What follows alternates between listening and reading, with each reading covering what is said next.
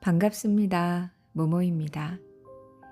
오늘 소개해드릴 작품은 한국인 최초 노벨상 맨부커상을 수상한 한강 작가의 소설 히라버 시간입니다.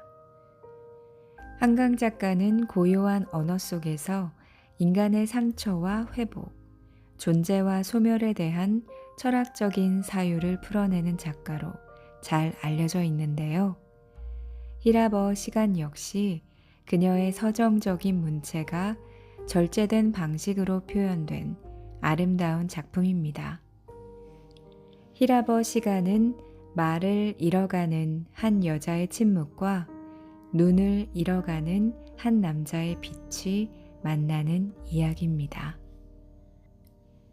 주인공 여자는 청소년기에 짧게 말을 잃은 적이 있었으나 금방 돌아왔었고, 이후 이혼을 하고 9살이 된 아들의 양육권을 빼앗기는 힘든 시간을 겪으면서 다시금 인생에서 말을 잃게 됩니다. 그리고 지금은 사용되지 않는 고대 그리스어 히라버 수업을 듣게 되는데요. 이곳에서 히라버를 가르치는 한 남성을 만나게 됩니다. 이 남성은 40을 기점으로 눈이 보이지 않을 것이라는 진단을 받았고, 과거 사랑하는 연인과 이별하며 큰 상처를 겪은 후에 독일의 가족을 모두 두고 온 그는 홀로 이곳에서 살아가고 있습니다. 자신이 독일에서 있었던 상처를 털어놓고 여자는 말없이 그의 이야기를 들어주며 히라버를 배워 나가는데요. 히라버라는 낯설고 오래된 언어를 통해서 둘은 자신의 연약함을 공유하며 위로를 전하고 있습니다. 히라버 시간은 특별한 사건이 가득한 소설은 아닙니다. 상처 입은 한 여자와 한 남자의 기척이 만나는 이야기지요. 섬세한 문체가 가득한 한강 작가의 히라버 시간 만나보실까요?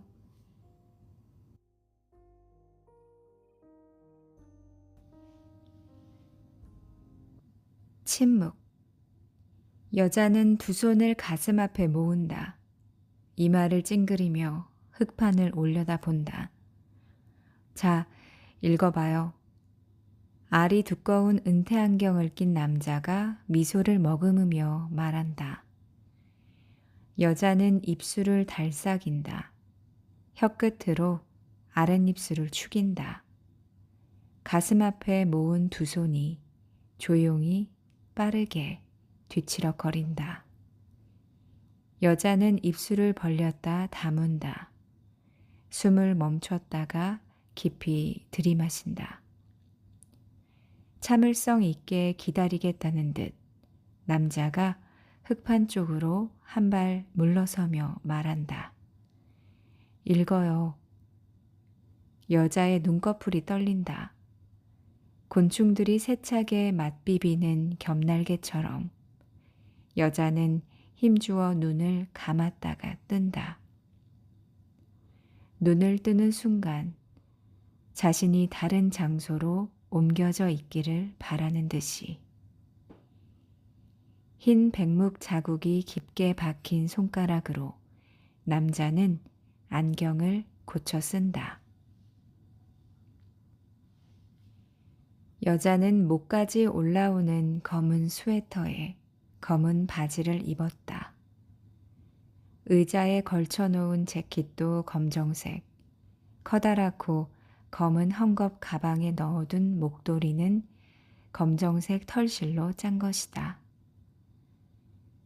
상가에서 막 빠져나온 사람 같은 그 복장 위로 그녀의 거친 얼굴은 일부러 길게 빚은 진흙상처럼 여위어 있다.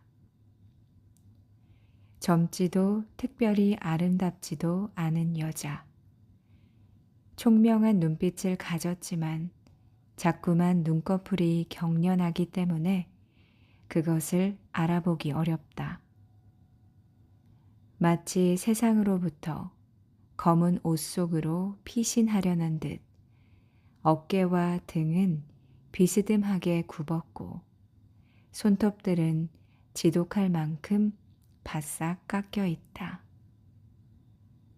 왼쪽 손목에는 머리칼을 묶는 흑자주색 벨벳 밴드가 둘러져 있고 그것은 여자의 몸에 걸쳐진 것들 중 유일하게 색채를 가진 것이다. 다 같이 읽어봅시다. 남자는 더 이상 여자의 대답을 기다리지 못한다. 그녀와 같은 줄에 앉은 앳된 대학생, 기등 뒤로 반쯤 몸을 감춘 초로의 사내, 구부정한 자세로 창가에 앉은 거구의 청년을 향해 고루 눈길을 던진다. 에모스, 에메테로스, 나의, 우리들의. 3명의 학생들이 낮고 수줍게 히라버를 따라 읽는다. 강단에 선 남자는 30대 중후반, 체구는 약간 작은 편이고 눈썹과 인중의 선이 뚜렷했다.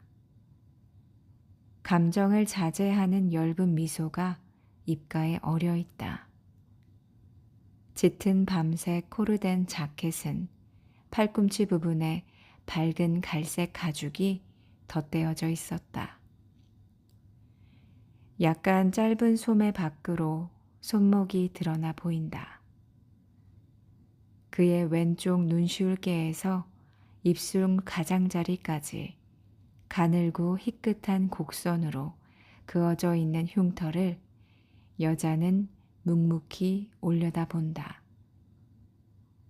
첫 시간에 그것을 보았을 때 오래전 눈물이 흘렀던 곳을 표시한 고지도 같다고 생각했었다. 옅은 녹색을 넣은 두꺼운 안경알 뒤로 남자의 눈이 여자의 꾹 담은 입을 응시하고 있다. 그의 입가에서 미소가 가신다. 그는 굳은 얼굴을 돌렸다. 짧은 히라버 문장을 빠르게 흑판에 쓴다. 악센트를 채 찍기 전에 백묵이 두 동강 나며 떨어진다. 지난해 늦봄 저렇게 백묵 가루가 잔뜩 묻은 손으로 여자는 흑판을 짚고 서 있었다.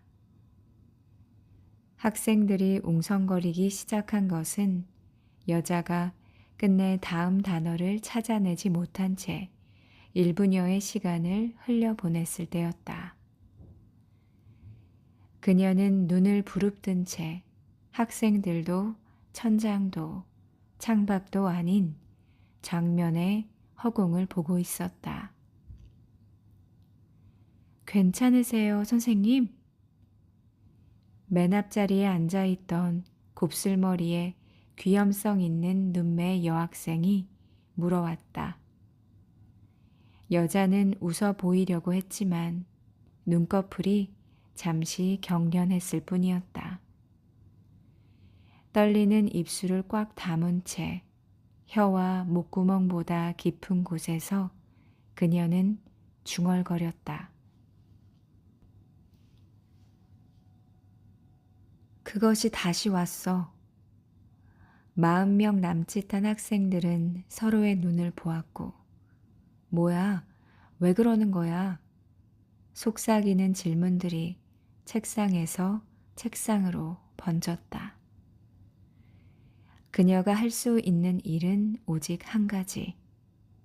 침착하게 그곳을 걸어 나가는 것 뿐이었다. 최선을 다해 그녀는 그렇게 했다. 그녀가 복도로 나온 순간 은밀하던 속삭임들은 갑자기 음량을 키운 스피커처럼 소란해졌고 석조 복도에 울리는 그녀의 구두소리를 삼켜버렸다. 여자는 대학을 졸업하던 해부터 6년 남짓 출판사와 편집 대행사에서 일을 했고 그 일들을 그만둔 뒤에는 7년 가까이 수도권의 두 대학과 예술고등학교에서 문학을 강의해왔다. 진지한 시집 3권을 3, 4년 정도의 간격으로 묶어냈고 격주로 발행되는 서평지에 여러 해째 칼럼을 기고해왔다. 최근에는 아직 제호를 정하지 않은 문화잡지의 창간 멤버로 매주 수요일 오후 기획회의에 참여하고 있었다. 그런데 그것이 다시 왔으므로 그녀는 그 일들을 모두 중단했다. 그것에는 어떤 원인도 전조도 없었다. 물론 그녀는 반년 전에 어머니를 여의었고 수년 전에 이혼을 했고 3차례의 소송 끝에 마침내 9살 난 아들의 양육권을 잃었으며 그 아이가 전 남편의 집으로 들어간 지 5개월이 되어가고 있었다.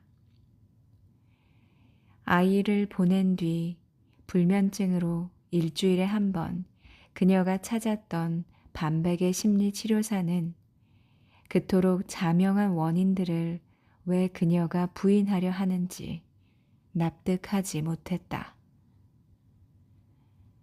아니요, 그렇게 간단하지 않습니다. 그녀는 테이블에 놓인 백지에 이렇게 적었다. 그것이 마지막 상담이었다. 필담으로 하는 심리치료는 시간이 너무 많이 걸렸고 오해의 소지가 많았다. 언어 문제를 다루는 다른 심리치료사를 소개해 주겠다는 그의 제안을 그녀는 정중히 거절했다. 무엇보다 그녀에게는 더 이상 고가의 치료를 감당할 경제력이 없었다. 어린 시절 여자는 영민한 편이었다고 했다. 항암 치료를 받던 마지막 1년 동안 그녀의 어머니는 틈날 때마다 그녀에게 그것을 상기시켜 주었다. 마치 죽기 전에 가장 확실히 해둬야 할 일이 그것이라는 듯. 언어에 관한 그 말은 사실이었는지도 몰랐다. 그녀는 4살에 스스로 한글을 깨쳤다. 아직 잠오음에 대한 인식 없이 모든 글자들을 통문자로 외운 것이다. 학교에 들어간 오빠가 담임선생을 흉내내서 한글의 구조를 설명해 준 것은 그녀가 6살이 되던 해. 설명을 들은 순간엔 그저 막연한 느낌뿐이었는데 그 이른 봄의 오후 내내 그녀는 자음과 모음에 대한 생각을 떨치지 못하고 마당에 쪼그려 앉아 있었다. 그러다 나를 발음할 때 니은과 니를 발음할 때의 니은이 미묘하게 다른 소리를 낸다는 것을 발견했고 뒤이어 사와 시의 시온 역시 서로 다른 소리라는 것을 깨달았다.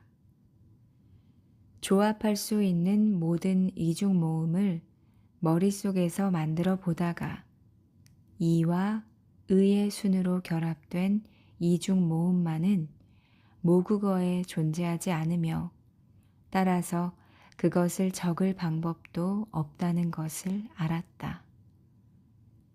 그 소소한 발견들이 그녀에게 얼마나 생생한 흥분과 충격을 주었던지. 20여 년이 지난 뒤 최초의 강렬한 기억을 묻는 심리치료사의 질문에 그녀가 떠올린 것은 바로 그 마당에 내리쬐던 햇빛이었다. 볕을 받아 따뜻해진 등과 목덜미, 작대기로 흙바닥에 적어갔던 문자들, 거기 아슬아슬하게 결합돼 있던 우문들의 경이로운 약속.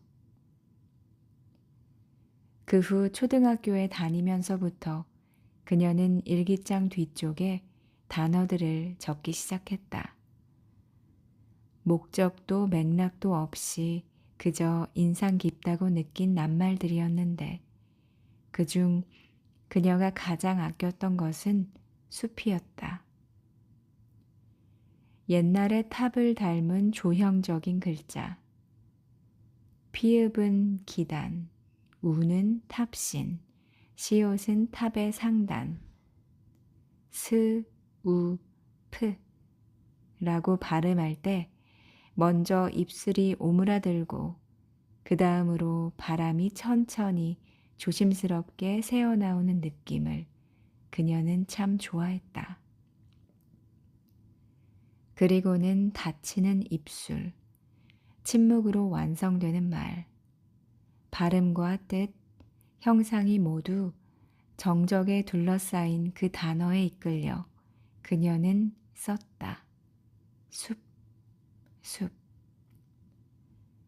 하지만 정말 영민했다는 어머니의 기억과는 달리 중학교를 졸업할 때까지 그녀는 누구의 눈에도 띄지 않는 아이였다.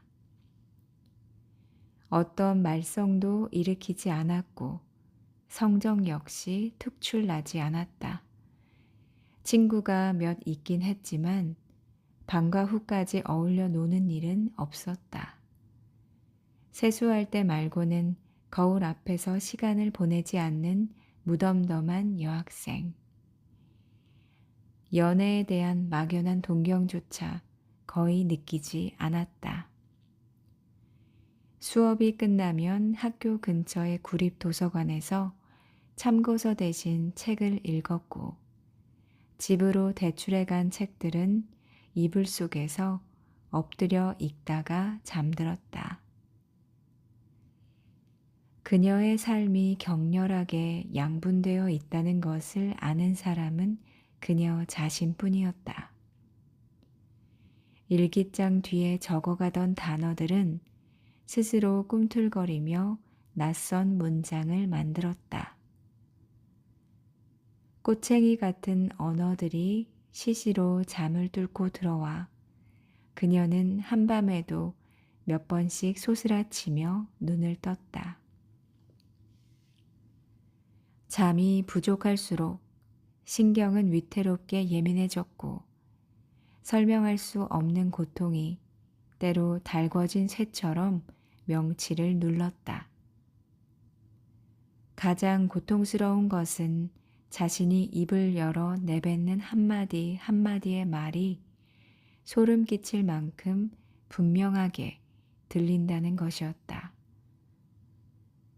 아무리 하찮은 하나의 문장도 완전함과 불완전함, 진실과 거짓, 아름다움과 추함을 얼음처럼 선명하게 드러내고 있었다. 그녀는 자신의 혀와 손에서 하얗게 뽑아져 나오는 거미줄 같은 문장들이 수치스러웠다. 토하고 싶었고 비명을 지르고 싶었다. 마침내 그것이 온 것은 그녀가 입술, 단단히 연필을 쥔 손의 기억 역시 그 먹먹한 침묵에 쌓여 더 이상 만져지지 않았다. 더 이상 그녀는 언어로 생각하지 않았다.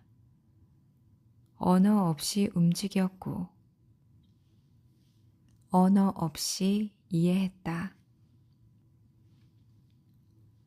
말을 배우기 전, 아니 생명을 얻기 전 같은 뭉클뭉클한 솜처럼 시간의 흐름을 빨아들이는 침묵이 안팎으로 그녀의 몸을 애워쌌다.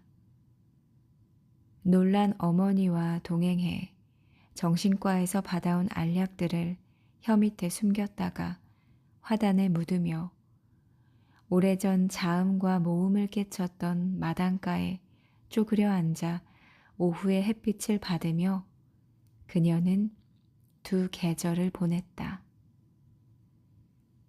여름이 되기 전에 목덜미는 햇볕에 닳아 검어졌고 늘 땀이 맺혀 있던 콧잔등에는 빨긋빨긋 땀띠가 돋았다.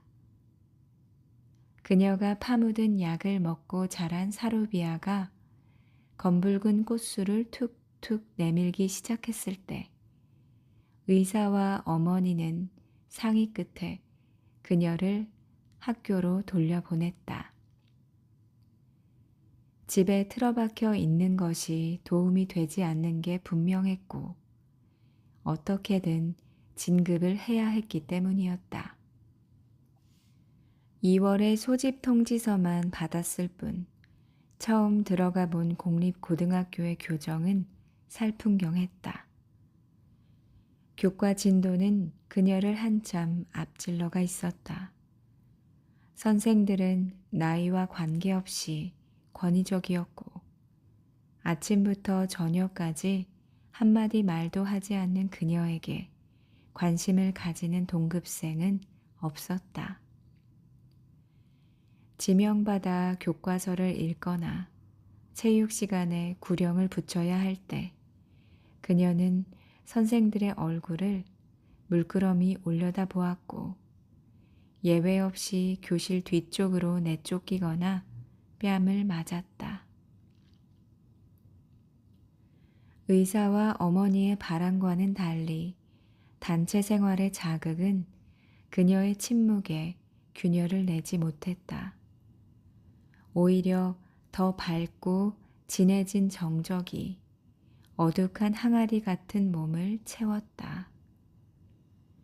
집으로 돌아가는 붐비는 거리에서 그녀는 마치 거대한 비눗방울 속에서 움직이듯 무게 없이 걷고 또 걸었다. 물밑에서 수면 밖을 바라보는 것 같은 어른어른한 고요 속에 차들은 굉음을 내며 달렸고 행인들은 팔꿈치에 그녀의 어깨와 팔을 날카롭게 찌르고는 사라졌다. 오랜 시간이 지난 뒤 그녀는 의문했다.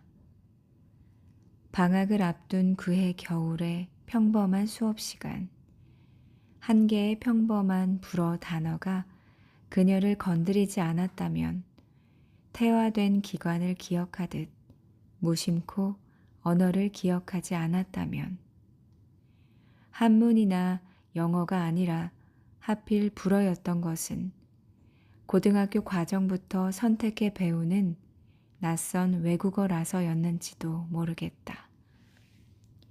어느 때처럼 묵묵히 흙판을 올려다보던 그녀의 눈이 한 곳에 멈췄다. 단신에 머리가 반쯤 벗어진 불어 선생이 그 단어를 가리키며 발음했다. 그녀의 방심한 두 입술이 어린아이처럼 달싹이려 했다. 비블리오테크. 혀와 목구멍보다 깊은 곳에서 중얼거리는 소리가 들렸다. 그것이 얼마나 중요한 순간인지 그녀는 미처 알지 못했다. 공포는 아직 희미했다. 고통은 침묵의 뱃속에서 뜨거운 회로를 드러내기 전에 망설이고 있었다.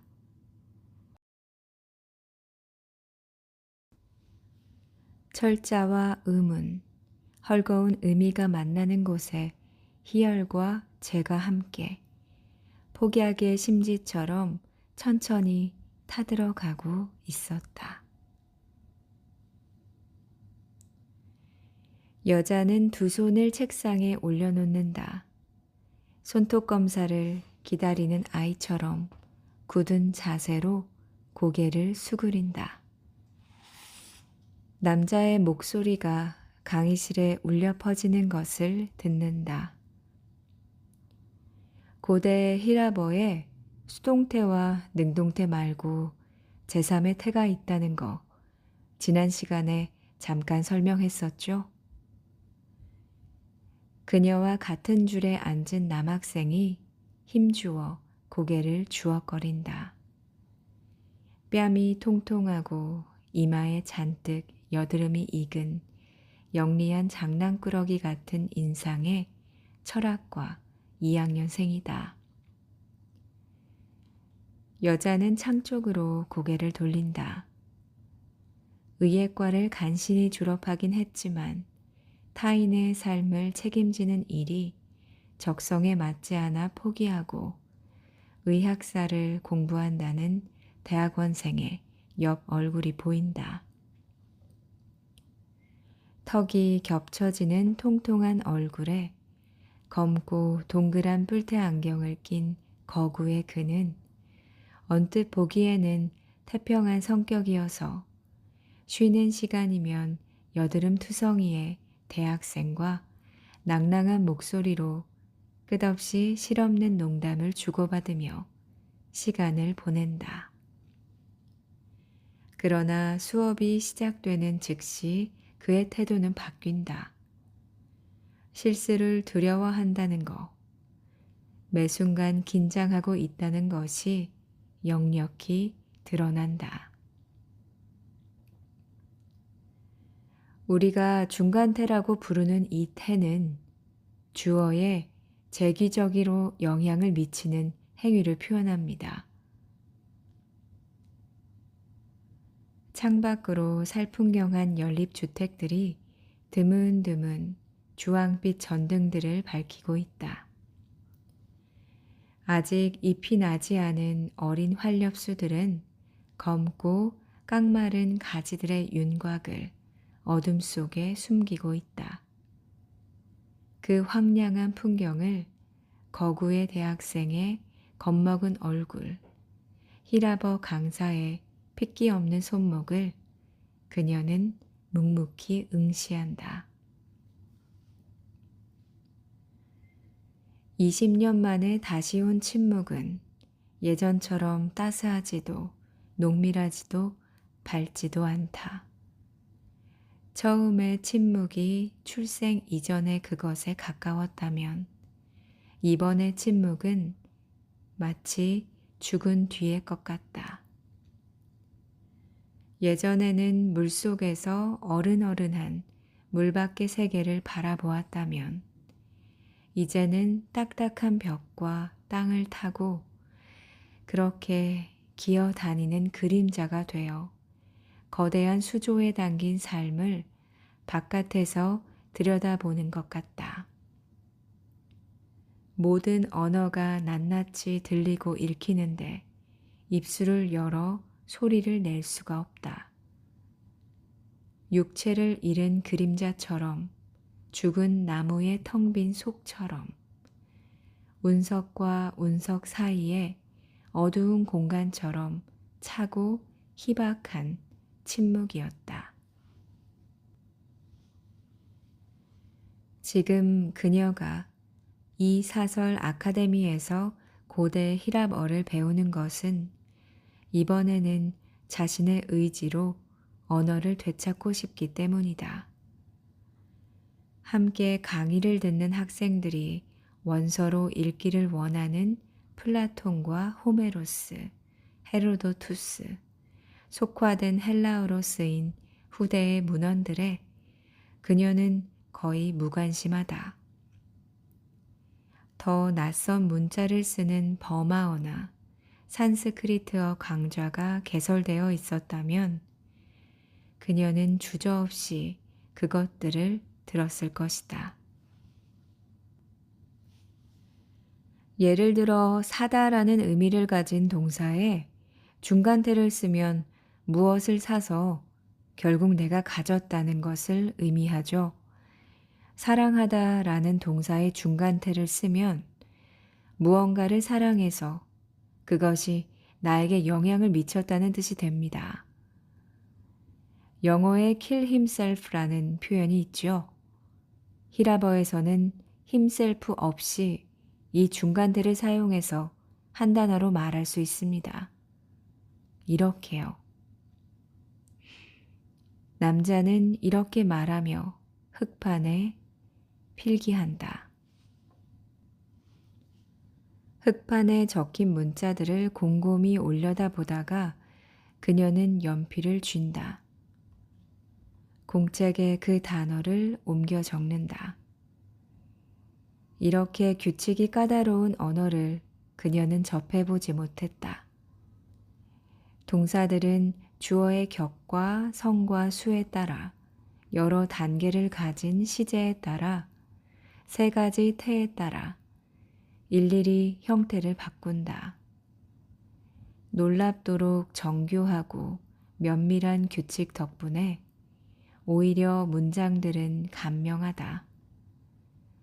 주어를 굳이 쓸 필요도 없다. 어순을 지킬 필요조차 없다. 3인칭의 한 남자가 주체이며 언젠가 한번 일어난 일임을 나타내는 완료 시제를 쓴 중간태에 따라 변화된 이 한 단어에 그는 언젠가 자신을 죽이려 한 적이 있다 라는 의미가 압축되어 있다. 8년 전에 그녀가 낳은 이제 더 이상 키울 수 없게 된 아이가 처음 말을 배울 무렵 그녀는 인간의 모든 언어가 압축된 하나의 단어를 꿈꾼 적이 있었다. 등이 흠뻑 젖을 만큼 생생한 악몽이었다.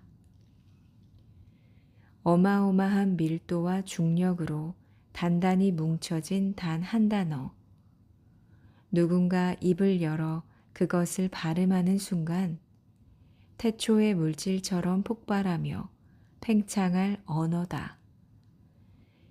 잠투정이 심한 아이를 재우다 설핏 잠들 때마다 어마어마하게 무거운 그 언어의 결정이 그녀의 더운 심장에 꿈틀거리는 심신들 가운데 차디찬 폭약처럼 장전되는 꿈을 꾸었다.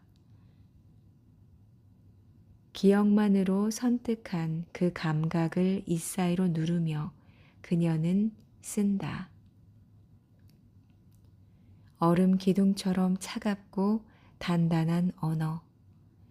다른 어떤 단어와도 결합되어 구사되기를 기다리지 않는 극도로 자족적인 언어다. 돌이킬 수 없이 인과의 태도를 결정한 뒤에야 마침내 입술을 뗄 수 있는 언어. 밤은 고요하지 않다. 밤블록 너머에서 들리는 고속도로의 굉음이 여자의 고막에 수천 개의 스케이트날 같은 칼금을 긋는다. 흉터 많은 꽃잎들을 사방에 떨구기 시작한 자목련이 가로등 불빛에 빛나고 있다. 가지들이 휘도록 흐드러진 꽃들의 육감, 으깨면 단냄새가 날 것 같은 봄밤의 공기를 가로질러 그녀는 걸어간다. 자신의 뺨에 아무것도 흐르지 않는다는 것을 알면서 이따금 그녀는 두 손으로 얼굴을 닦아냈다. 전단지와 세금 고지서들이 꽂혀 있는 우편함을 지나쳐 엘리베이터 옆에 육중하게 버티고선 1층 현관문에 그녀는 열쇠를 꽂는다. 다시 양육권 소송을 해서 되찾아올 생각이었으므로 집안에는 아이의 흔적이 고스란히 남아있다. 낡은 천소파 옆에 낮은 책장에는 3살 때부터 읽힌 그림책들이 꽂혀 있고 동물 스티커로 장식한 골판지 상자들에는 크고 작은 레고 부속들이 그득하다. 수년 전 아이가 마음껏 놀게 하기 위해 일부러 맨 아래층에 집을 얻었다.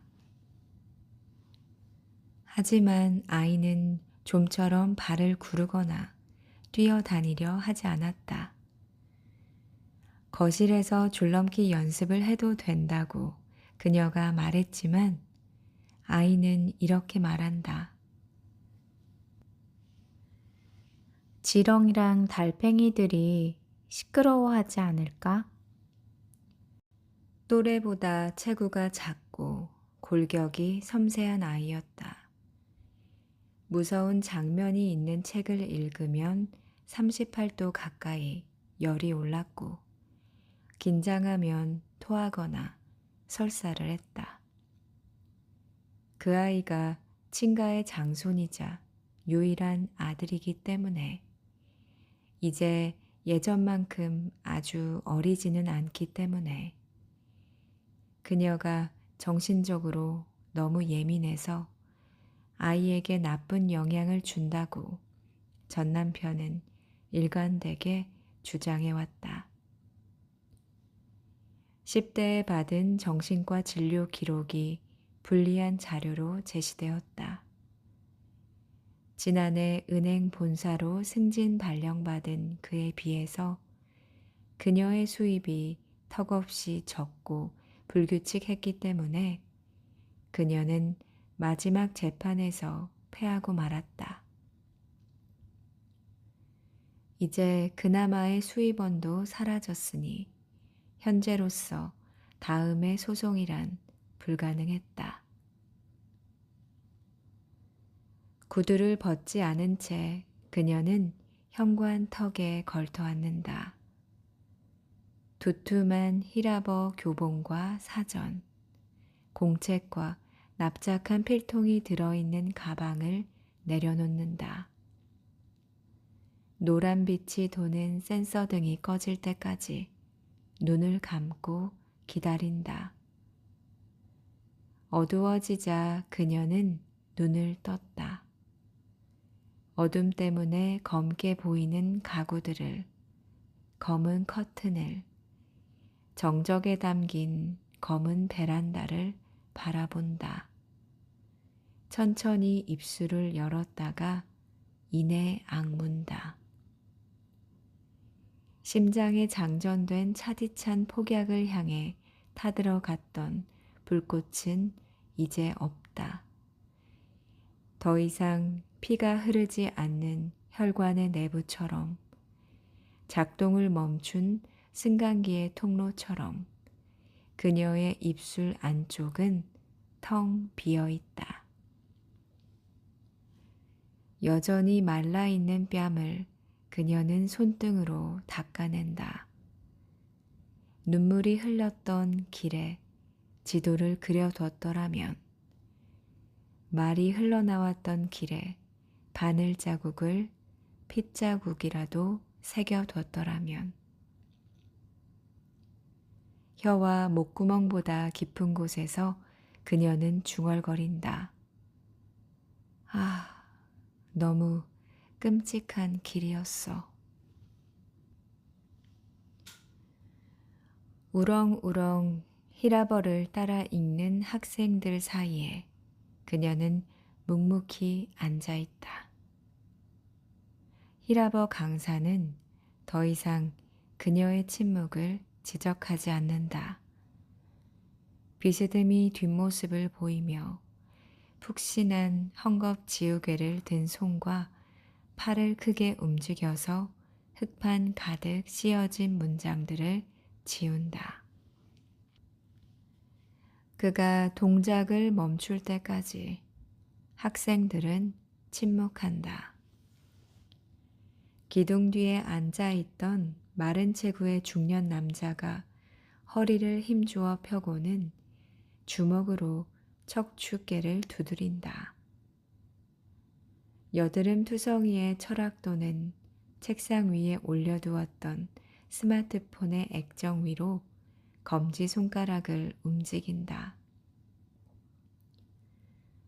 거구의 대학생은 흙판에서 힘차게 지워지는 문장들을 지켜보고 있다. 체구와 대조되어 더 얇아 보이는 입술을 벌려서 들리지 않는 목소리로 사라지는 단어들을 읽는다. 6월부터는 플라톤을 읽습니다. 물론 문법은 계속 병행해 공부할 겁니다. 깨끗해진 흙판에 상체를 기대며 히라버 강사가 말한다. 백묵을 쥐지하는 왼손으로 안경을 추어 올린다.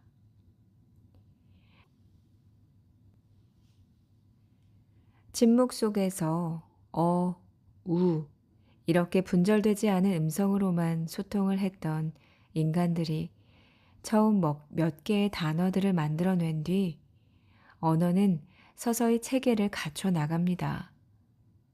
체계가 정점에 이르렀을 때 언어는 극도로 정교하고 복잡한 규칙들을 갖게 되죠. 고어를 배우기 어려운 것은 바로 그 때문이죠. 그는 백묵으로 흙판에 포물선을 그리며 말했다.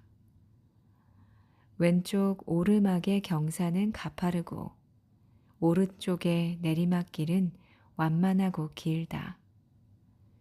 포물선의 정점을 검지손가락으로 짚으며 그는 말을 이어나갔다.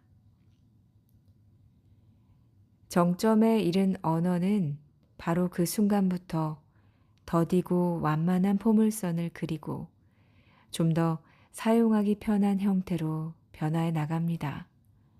어떤 의미에서 쇠퇴이고 타락이지만 어떤 면에서는 진전이라고도 부를 수 있겠죠. 오늘날의 유럽어는 그 오랜 과정을 거쳐 덜 엄격하게, 덜 정교하게, 덜 복잡하게 변화한 결과물입니다. 우리 플라톤을 읽으면서 수천 년 전 정점에 이르렀던 고어의 아름다움을 함께 음미해 보면 좋겠어요. 다음의 말을 잇기 전에 그는 침묵한다.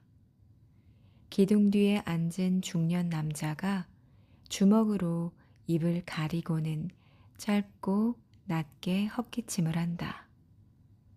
한 번 더 길게 헛기침을 하자 이마에 여드름이 익은 대학생이 남자를 흘끗 돌아본다. 강사는 계속 말을 이어갔다. 말하자면 플라톤이 구사한 히라버는 마치 막 떨어지려고 하는 단단한 열매 같은 것들입니다. 그의 세대 이후 고대 히라버는 급격하게 저물어갔죠. 언어와 함께 히랍 국가들 역시 쇠망을 맞게 됩니다. 그런 점에서 플라톤은 언어뿐만 아니라 자신을 둘러싼 모든 것에 석양 앞에 서 있었던 셈인 거죠. 그녀는 그의 말에 귀를 기울이지만 모든 말에 집중하지는 못했다. 한 문장이 긴 물고기처럼 토막나서 비늘 같은 조사와 어미들이 떨어져 나가지 않은 채 그녀의 귀 속에 박혀 있다. 침묵 속에서 분절되지 않은 음성, 처음 몇 개의 단어들. 말을 잃기 전에 그것을 사용해 글을 쓰고 있었을 때 그녀는 때로 자신이 사용하는 말들이 그런 것에 가깝기를 바랐다. 신음이나 낮은 비명, 숨죽여 앓는 소리, 으르렁거림, 잠결에 아이를 달래는 흥얼거림, 킥킥 터지는 웃음. 그녀 자신이 방금 사용한 단어들의 형상을 들여다보다가 때때로 입술을 열어 그것들을 읽을 때가 있었다. 핀에 꽂힌 육체 같은 그 납작한 형상들과 뒤늦게 그것을 읽으려 하는 자신의 목소리가 얼마나 이질적인 것인지 그녀는 이내 깨달을 수 있었다. 읽기를 멈추고 그녀는 마른 침을 삼키곤 했다. 베인 곳을 바로 눌러 지혈하거나 반대로 힘껏 피를 짜내 혈관 속으로 균이 들어가는 걸 막아야 하는 것처럼. 오, 목소리. 당신이 지금 이 편지를 읽고 있다면, 나에게 이 편지가 반송되지 않았다면, 당신의 가족은 아직 그 병원 2층에 살고 있는 것이겠죠. 18세기에 인쇄소로 지어졌다던 석조 건물은 지금쯤 연한 담쟁이 잎으로 덮였을 겁니다. 중정으로 이어지는 돌계단 틈으로 자잘한 제비꽃들이 피었다가 졌겠죠. 민들레도 시들어 희끗한 홀령 같은 홀씨들만 동그랗게 남았겠죠. 굵게 찍힌 문장보호 같은 야생 개미들이 줄을 이어 계단 가장자리를 오르내리고 있을 겁니다. 볼 때마다 다른 색깔의 화려한 사리를 쓰고 있던 당신의 뱅골인 어머니는 여전히 아름답습니까? 차디찬 회색 눈으로 내 안구를 들여다보던 늙은 독일인 아버지는 아직 안과 의사입니까? 당신이 낳았다는 딸은 이제 많이 자랐습니까? 이 편지를 읽는 지금 당신은 아이를 외조부에게 보이려고 잠시 다니러 온 참입니까? 당신이 쓰던 북쪽 방에 머물면서 이따금 유모차를 밀고 나가 강가를 산책합니까? 당신이 좋아했던 오래된 다리 앞에 벤치에 앉아 쉬면서 늘 호주머니에 담고 다니던 필름 조각들을 꺼내 눈에 대고 태양을 올려다 봅니까?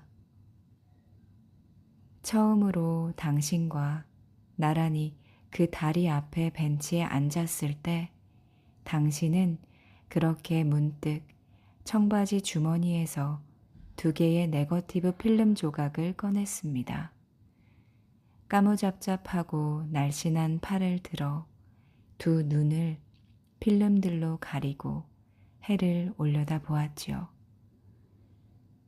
견딜 수 없게 가슴이 떨려왔습니다. 당신이 그렇게 하는 것을 예전에 본 적이 있었기 때문입니다. 당신의 아버지에게 처음 진료를 받던 날, 그러니까 그해 6월 초순의 오후였습니다. 라일락 꽃이 흐드러지게 핀 병원 중정에 놓인 철제 긴 의자에서 당신은 치렁치렁한 검은 머리를 질끈 묶은 채 필름 조각들을 통해 해를 보고 있었습니다. 당신 옆에 앉아있던 무뚝뚝한 표정의 남자 간호사가 그것들 중 하나를 달라고 손짓을 했죠. 다 큰 어른들이 나란히 앉아 한쪽 눈을 감고 필름 조각 한 장씩을 들고 해를 올려다보는 모습은 어딘가 웃음을 자아내는 데가 있었습니다. 그늘진 유리문 뒤에서 내가 훔쳐보고 있는 것을 알아차리지 못한 채 남자는 필름에서 눈을 떼고 몇 마디 말을 당신에게 건넸죠. 당신은 주의 깊게 남자의 입술을 바라보았습니다. 순간 남자가 당신의 입술에 어색하고 짧게 입맞추었습니다.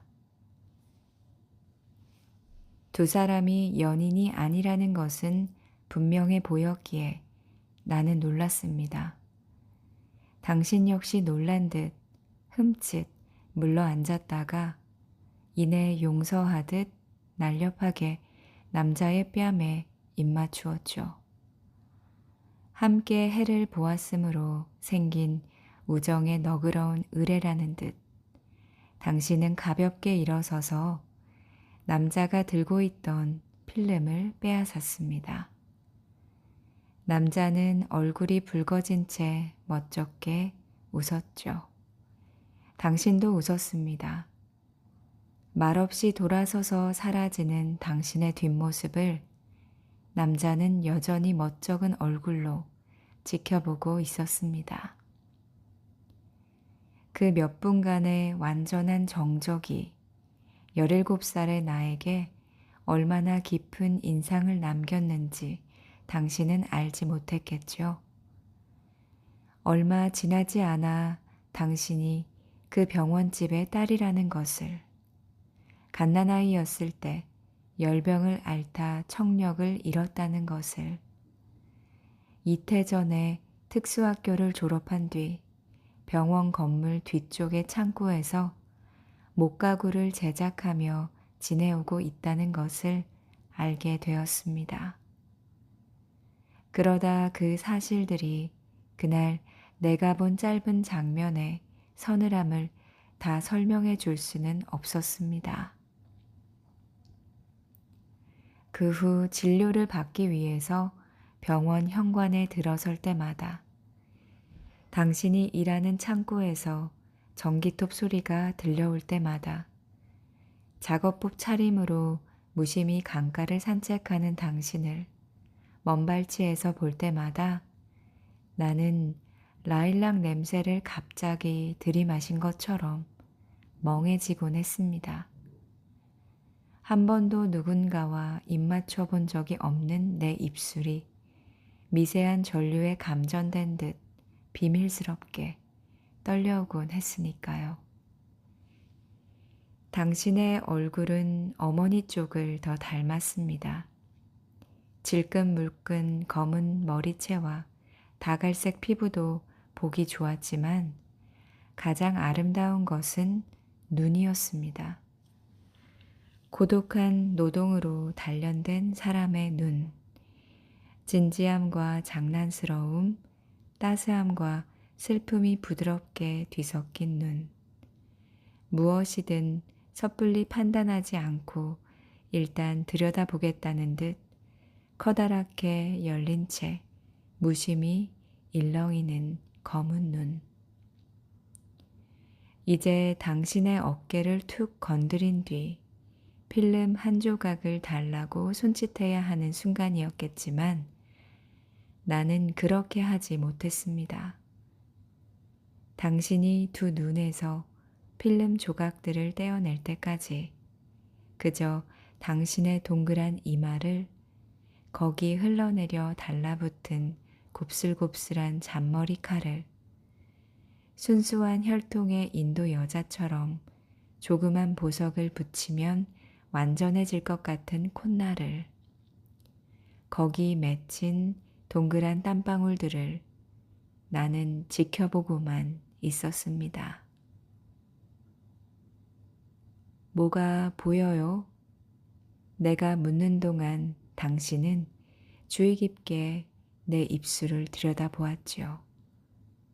순간 그 무뚝뚝한 얼굴의 남자 간호사를 이해할 수 있었습니다.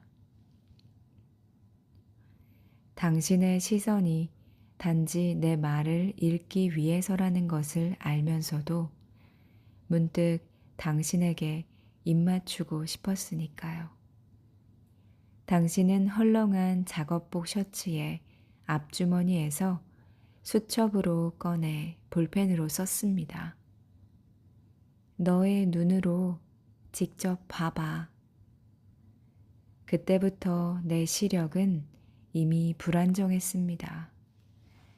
섣부른 안과 수술은 오히려 실명을 앞당길 뿐이라는 임상 결과들을 나에게 차근차근 설명하며 태양광선이 강한 낮에는 선글라스를 끼고 밤에는 은은한 조명 아래서 지내라고 권고했죠.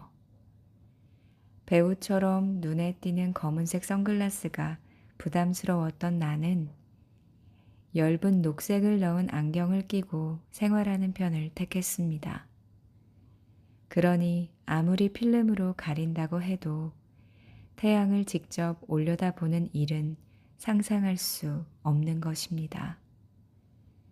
내가 주저하는 것을 알아차리고 당신은 다시 수첩에 썼습니다. 나중에 수없이 필담으로 의사소통을 해온 듯 당신의 손은 날렵하고 정확했습니다.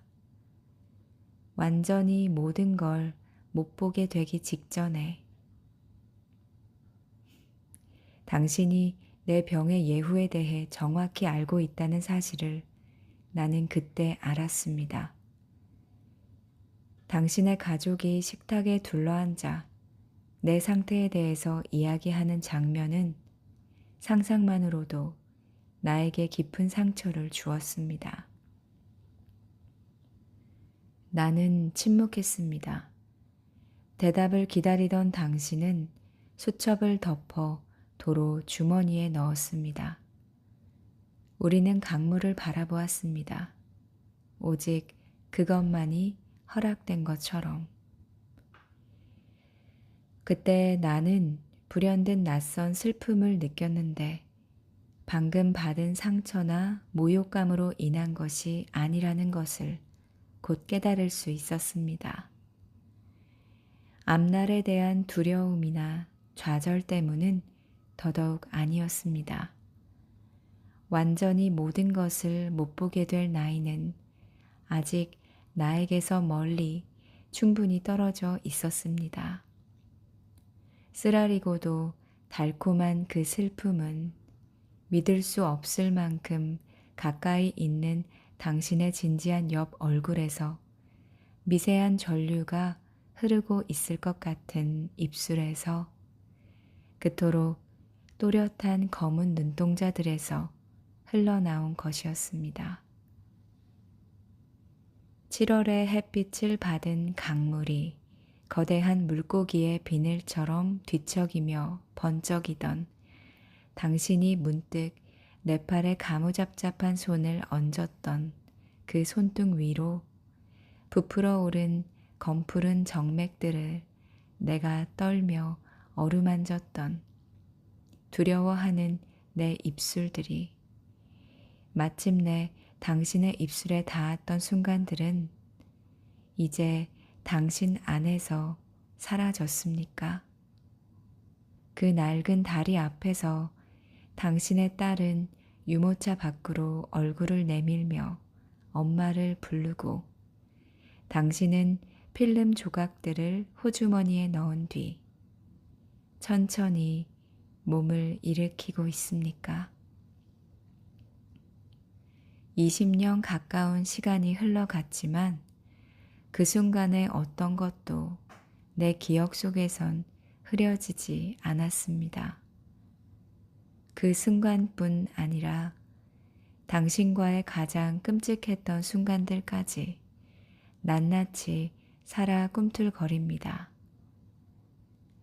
나의 자책, 나의 후회보다 더 고통스러운 것은 당신의 얼굴입니다.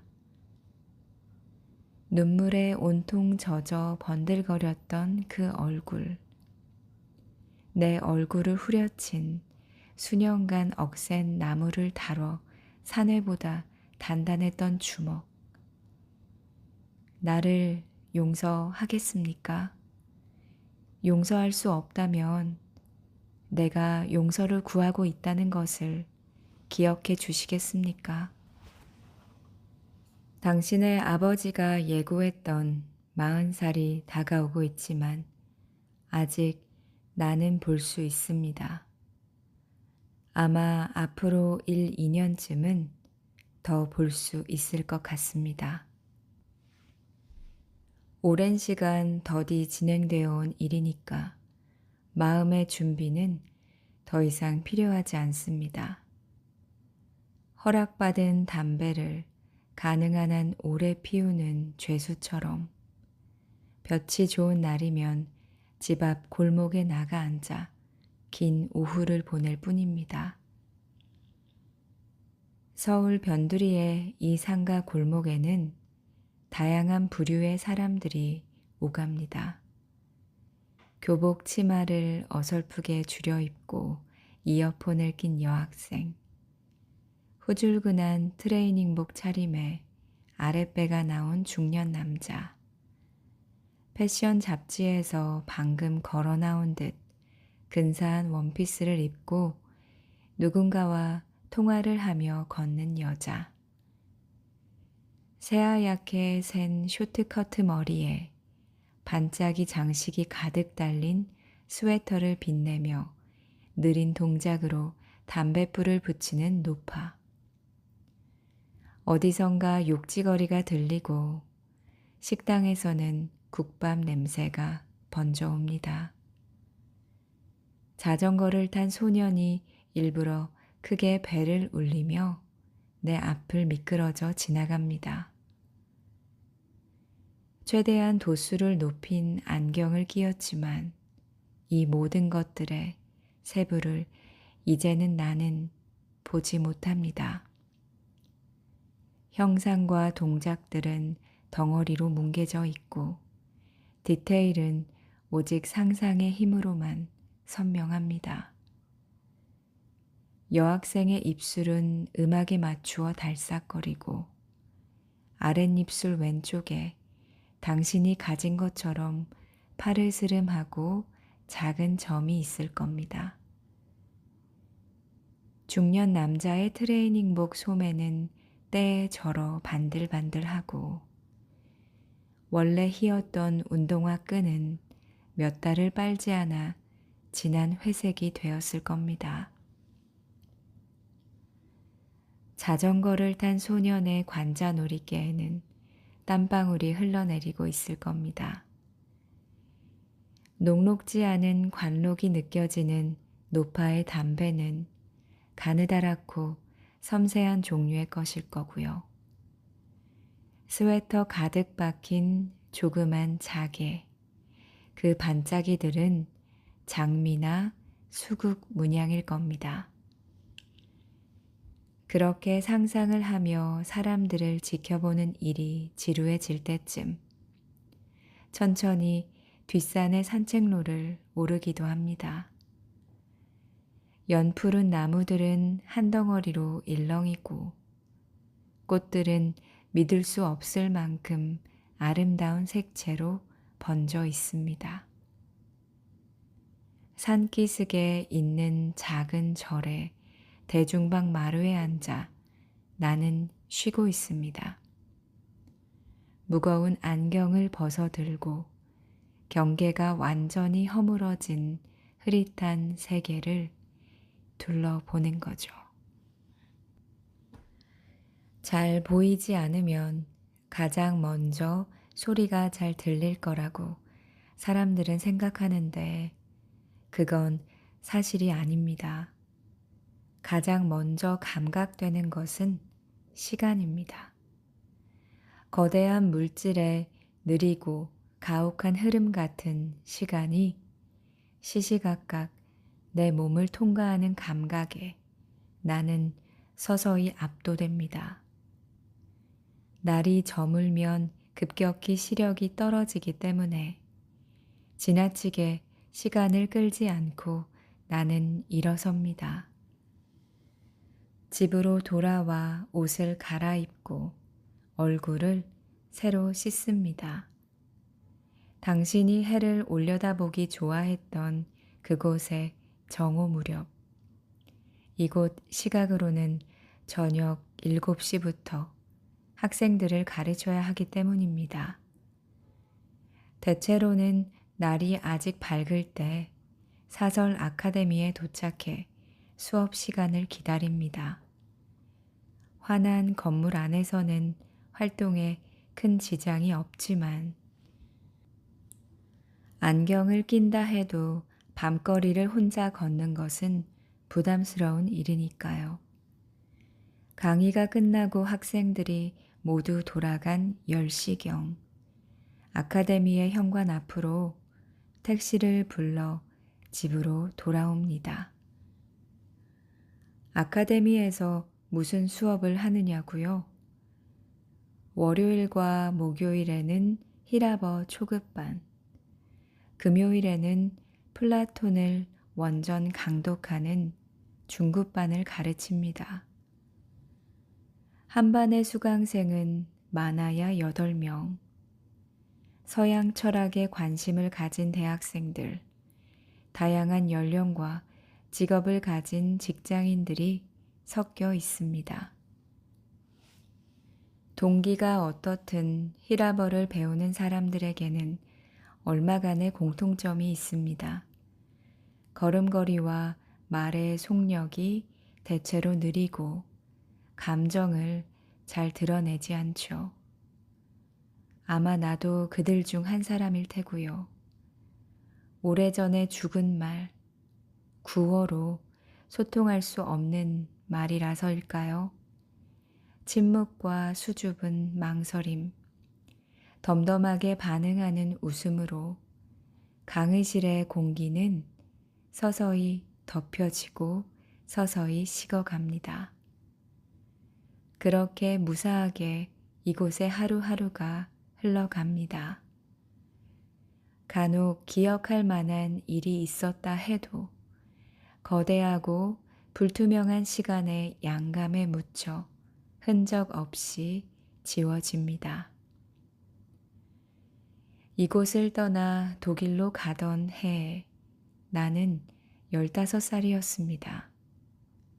독일을 떠나 이곳으로 올 때는 31살이었죠. 그때 내 인생은 거의 정확히 절반씩 두 언어와 두 문화로 쪼개져 있었던 셈입니다. 당신의 아버지가 예고했던 40살 이후의 시간을 어디에서 보낼 것인지 나는 양자택일을 해야 했습니다. 모국어를 쓰는 곳으로 돌아가고 싶다고 말했을 때 가족과 스승은 모든 사람들 모두 만류했지요.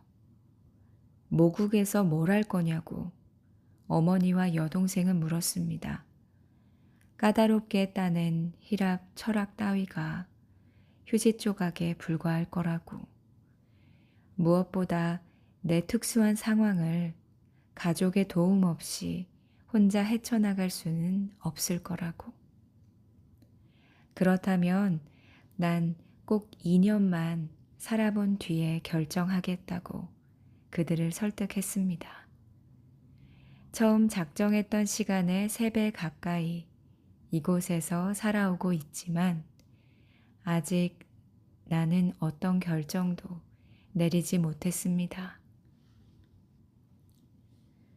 못 견디게 그리웠던 산사태처럼 사방에서 퍼부어지는 모국어에 감격하며 한 계절을 보낸 뒤 겨울이 오자 독일의 도시들이 그랬던 것과 같이 서울이 낯설어지기 시작했습니다. 무채색 모직 코트와 점퍼들 속에서 어깨를 웅크린 사람들은 오래 견딘 얼굴, 더 오래 언제까지든 견뎌나갈 얼굴로 내 몸을 스치며 얼어붙은 거리를 종종 걸음쳐 갔습니다.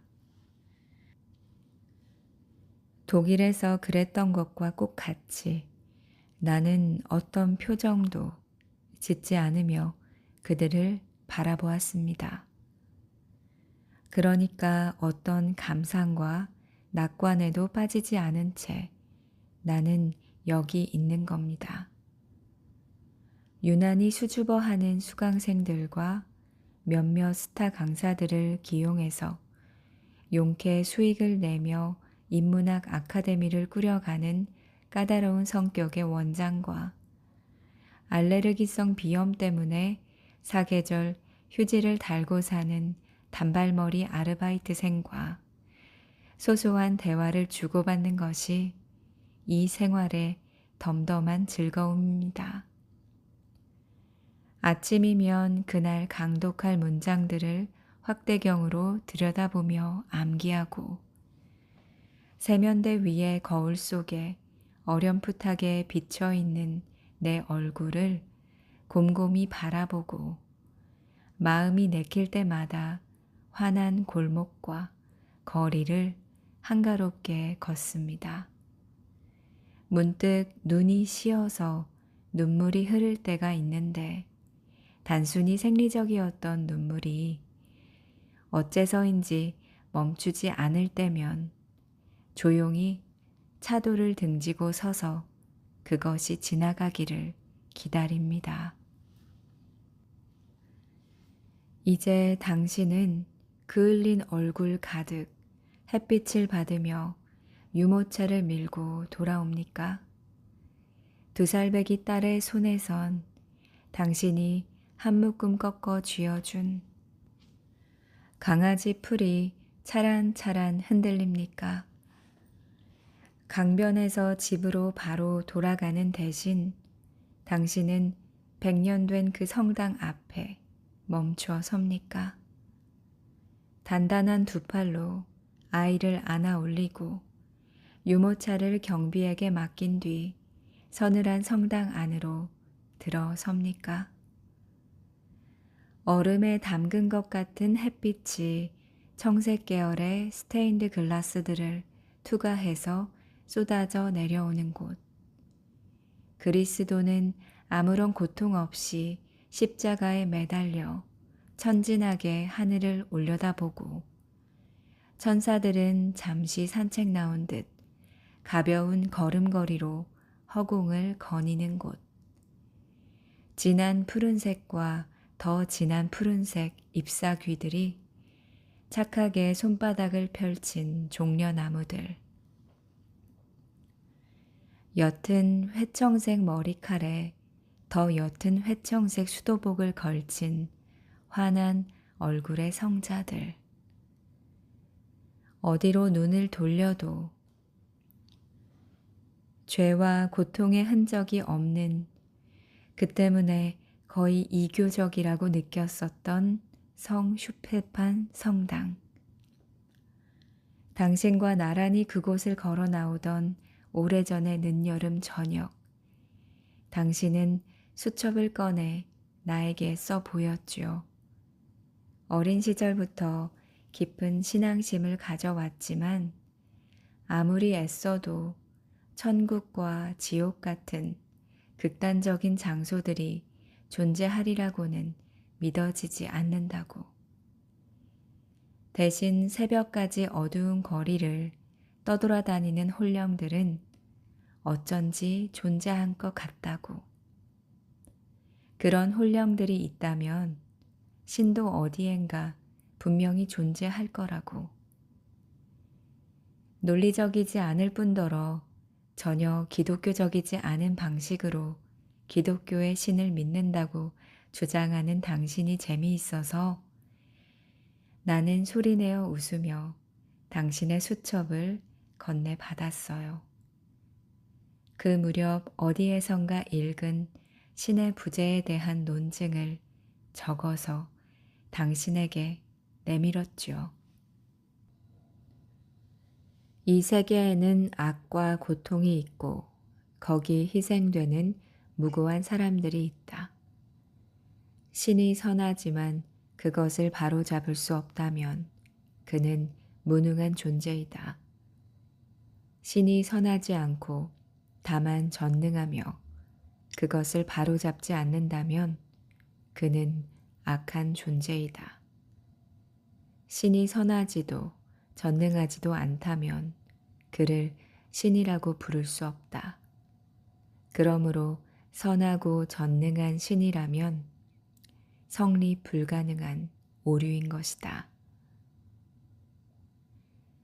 진심으로 화를 낼 때 당신의 눈은 커집니다.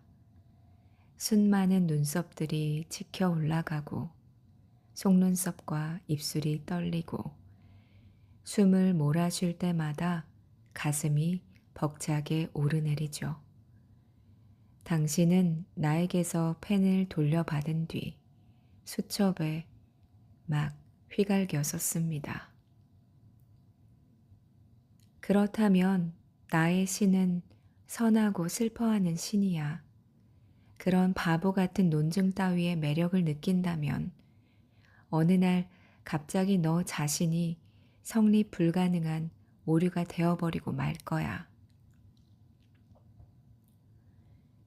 당신이 그토록 싫어했던 히랍식 논증의 방식으로 이따금 나는 스스로에게 묻습니다. 무엇인가를 잃으면 다른 무엇인가를 얻게 된다는 명제가 참이라고 가정할 때 당신을 잃음으로써 내가 무엇을 얻게 되었는지, 보이는 세계를 이제 잃음으로써 무엇을 얻게 될 것인지,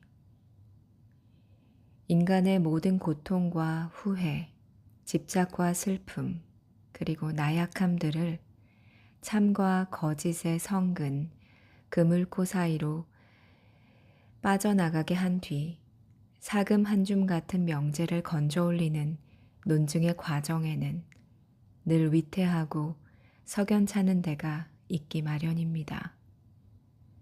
대담하게 오류들을 내던지며 한 발 한 발 좁다란 평균대 위를 나아가는 동안 스스로 묻고 답한 명철한 문장들의 그물 사이로 시퍼런 물 같은 침묵이 일렁이는 것을 봅니다. 그러나 계속 묻고 답합니다. 두 눈은 침묵 속에 시시각각 물처럼 차오르는 시퍼런 정적 속에 담가둔 채 나는 당신에게 왜 그토록 어리석은 연인이었을까요? 당신에 대한 사랑은 어리석지 않았는데 내가 어리석었으므로 그 어리석었음이 사랑까지 어리석은 것으로 만든 걸까요?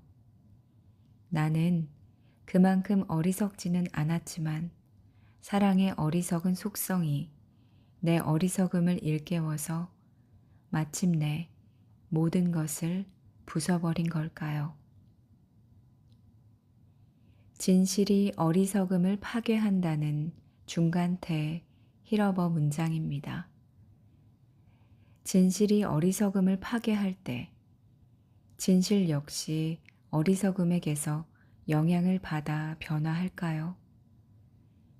마찬가지로 어리석음이 진실을 파괴할 때 어리석음에도 균열이 생겨 함께 부서질까요? 내 어리석음이 사랑을 파괴했을 때 그렇게 내 어리석음 역시 함께 부서졌다고 말하면 당신은 궤변이라고 말하겠습니까? 목소리, 당신의 목소리, 지난 20년 가까이 잊은 적 없는 소리입니다. 내가 아직 그 목소리를 사랑하고 있다고 말하면 당신은 다시 내 얼굴에 그 단단한 주먹을 날릴 건가요? 10수년간 다녔던 특수학교의 독순술 수업에서 당신은 입술을 읽는 법뿐 아니라 말하는 법도 배웠다고 했죠. 필담으로 당신과 그 이야기를 나눈 지 얼마 되지 않은 어느 밤 나는 생각했습니다. 당신이 그 수업에서 배운 대로 말을 한다면 어떨까? 그 여름 나는 가족 몰래 독일어 수화 교본을 사서 밤마다 문장들을 익혀가고 있었습니다. 책상 옆에 걸린 작은 거울에 내 모습을 비춰가며 1시간쯤 수화를 연습하다 보면 등이며 겨드랑이가 흠뻑 젖어 있곤 했습니다. 하지만 조금도 힘들거나 지루하지 않았어요. 오히려 2번 다시 인생에서 겪을 수 없을 달콤한 밤들이었습니다. 사랑에 빠지는 것은 귀신에 홀리는 일과 비슷하다는 것을 그 무렵 나는 처음으로 깨닫고 있었습니다. 새벽에 눈을 뜨기 전에 이미 당신의 얼굴은 내 눈꺼풀 안에 들어와 있었어요. 눈꺼풀을 열면 당신은 천장으로, 옷장으로, 창유리로, 거리로, 먼 하늘로 순식간에 자리를 옮겨 어른거렸습니다. 어떤 죽은 사람의 혼령이라도 그토록 집요할 수는 없었을 겁니다.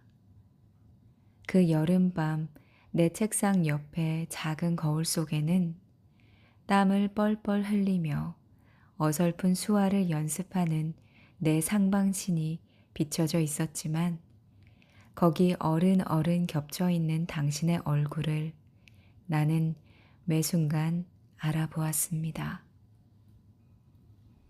당신이 나에게 말을 건넨다. 이 말은 독일어로 먼저 생각났던 문장입니다. 그 문장을 소리내어 모국어로 다시 중얼거려 봅니다.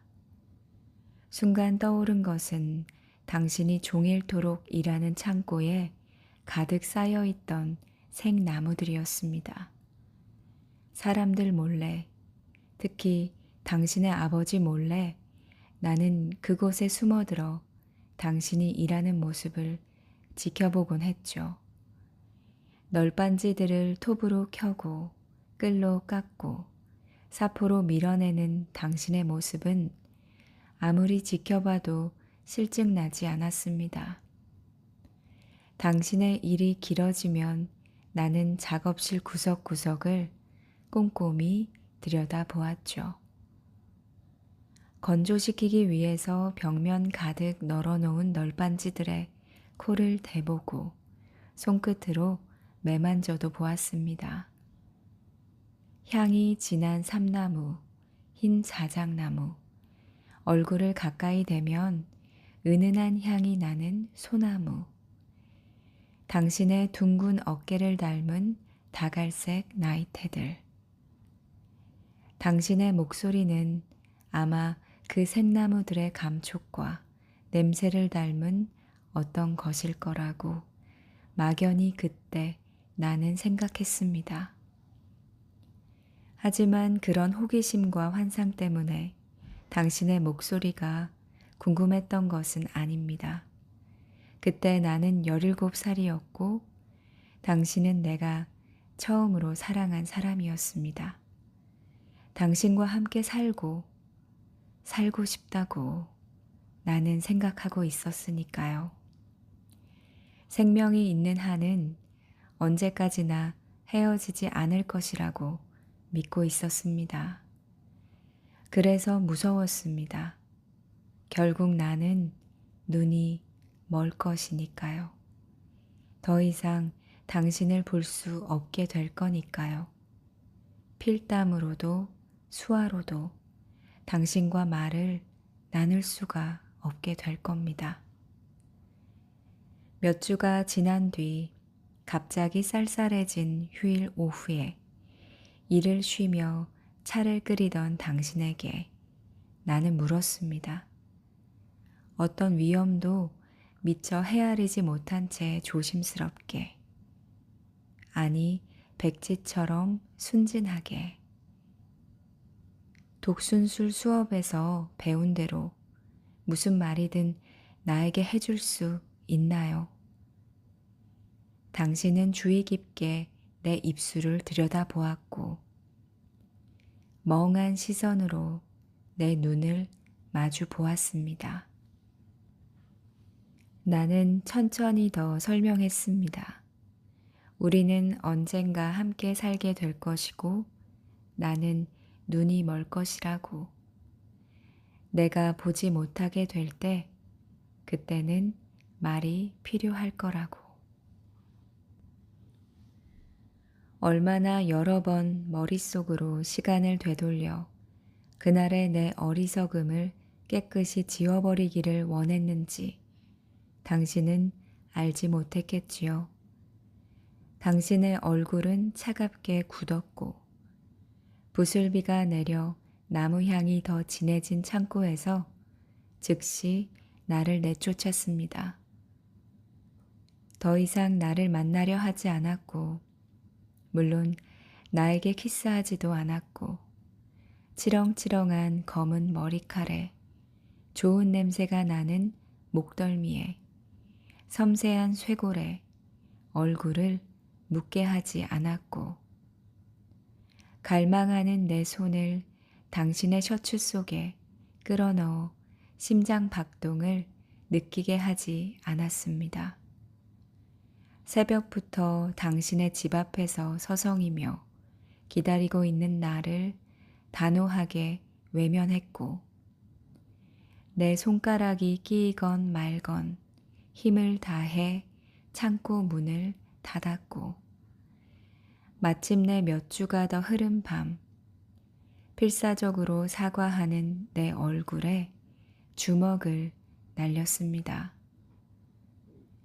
나도 당신도 놀랐습니다. 떨어진 내 안경을 줍지 않은 채 코와 입술에서 들큼한 피가 흐르는 대로 내버려 둔 채 나는 당신의 다리를 안았습니다. 몸을 떨며 당신은 나를 넘어뜨렸습니다. 이글이글 타는 눈으로 한순간 입술을 열었습니다. 당장 나가.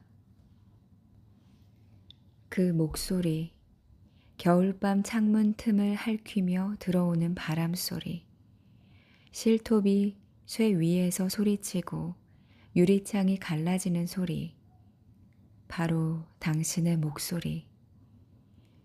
나는 더듬더듬 배로 기어가 다시 당신의 다리를 안았습니다. 정말 몰랐습니까? 나는 당신을 사랑했습니다. 이해할 수 없는 광기로 당신이 나무 토막을 집어 내 얼굴을 쳤을 때, 내가 즉시 기절했을 때, 될 것 같은 눈물이 내 눈에서 흐르고 있던 것을 당신은 보았습니까? 어리석음이 그 시절을 파괴하며 자신 역시 파괴되었으므로 이제 나는 알고 있습니다. 만일 우리가 정말 함께 살게 되었다면 내 눈이 멀게 된 뒤 당신의 목소리는 필요하지 않았을 겁니다. 보이는 세계가 서서히 썰물처럼 밀려가 사라지는 동안 우리의 침묵 역시 서서히 온전해졌을 겁니다. 당신을 잃고 몇 해가 지난 뒤 2개의 필름 조각을 통해 해를 올려다본 적이 있습니다. 두려웠기 때문에 정오가 아니라 오후 6시에 엷은 산을 부은 듯 새어나오는 눈물 때문에 오래 계속할 수가 없었습니다. 당신을 그토록 매혹한 것이 무엇이었는지 알아낼 수도 없었습니다. 다만 그리웠습니다. 내 곁에 앉아있지 않은 당신의 손등이 연한 갈색 피부 위로 부풀어 오른 검푸른 정맥들이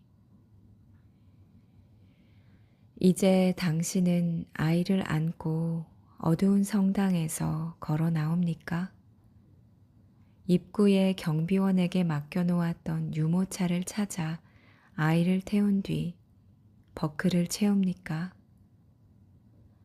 함부로 흘러내린 머리칼을 고쳐 묶고 이제 집으로 돌아갑니까? 17살의 내가 새벽부터 어리석음과 번민 속에 서성이던 그 거리를 자잘한 검은 돌들이 박힌 포도를 통과해 걸어갑니까? 유모차 바퀴가 불쑥 튀어오를 때마다 아이의 가슴 앞으로 손을 내밀어 달랩니까? 선하기에 슬퍼하는 당신의 신을 어깨에 얹고 한 걸음 한 걸음 정적 속에서 나아갑니까? 그곳은 이곳보다 7시간 늦게 해가 뜨죠. 이제 멀지 않은 날에 내가 정오의 태양 아래에서 필름 조각들을 꺼내 들 때 당신은 새벽 5시의 어둠 속에 있을 겁니다. 당신 손등에 정맥을 닮은 검푸른 빛이 아직 하늘에서 다 새어나오지 않았겠죠. 당신의 심장은 규칙적으로 뛰고 타오르며 글썽이던 두 눈은 눈꺼풀 아래에서 이따금 흔들릴 겁니다. 완전한 어둠 속으로 내가 걸어 들어갈 때 이 끈질긴 고통 없이 당신을 기억해도 괜찮겠습니까? 히라버 시간 함께 했습니다. 이 소설은 은유와 비유가 가득해서 결론이 다양한 해석으로 내려질 수 있을 것 같아요. 독자들이 생각하기에 따라 다르게 다가갈 수 있을 것 같습니다. 저도 한 번 읽고 2번 읽었을 때는 느낌이 좀 다르더라고요. 히라버 시간 함께 하시면서 편안하셨길 바랍니다. 모모의 북살롱 오늘은 여기까지입니다. 구독과 좋아요도 잊지 마시고요. 편안하게 잠드시길 바랄게요.